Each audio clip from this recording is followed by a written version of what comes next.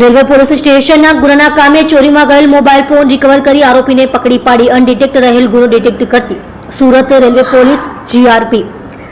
In charge નાયબ police મહાનિરીક્ષક શ્રી પરીક્ષિત રાઠોડ સાહેબ રેલવે ગુજરાત રાજ્ય અમદાવાદ તથા પોલીસ અધિક્ષક શ્રી અભય સોની સાહેબ વડોદરા નાઓ રેલવે ટ્રેનોમાં ચોરીના ગુનાઓ ન બને અને બનેલ ચોરીઓના વર્ષોધાયેલ ગુનાઓ શોધી કાઢવા અને આવા ગુનાઓ ફરીથી ન બને તે અંગે જરૂરી તકેદારી રાખવા ખાસ સૂચનાઓ આપવામાં આવેલ છે। અનુસંધાને નાયબ પોલીસ અધિક્ષક શ્રી ડી.એચ. ગોર સાહેબ સુરત વિભાગ સુરત નાઓની સૂચના તથા પોલીસ ઇન્સ્પેક્ટર શ્રી એચ.ડી. વ્યાસ સાહેબ સુરત રેલવે પોલીસ સ્ટેશન નાઓના સીધા માર્ગદર્શન હેઠળ તારીખ 4/10/2025ના રોજ વુમન પોલીસ હેડ કોન્સ્ટેબલ મધીબેન બબસિંહ તથા પોલીસ કોન્સ્ટેબલ દેવાભાઈ તળસાજી નાઓએ સદર ગુનાના કામનો મોબાઈલ ફોન સીઆર પોર્ટલમાં એક્ટિવ થઈ જતા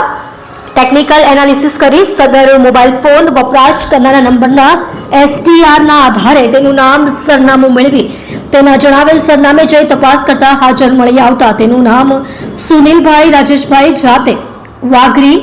ઉંમર વર્ષ 29 ધંધો મજૂરી રહે હાલ અમરોલી આવાસ શ્રીરામ ચોકડી જોગણી માતાના મંદિર પાસે અમરોલી સુરત મૂળ રહે ગામ વાઘરીવાસ કસ્બા મહેસાણાવાળા પાસેથી વિવો કંપનીનો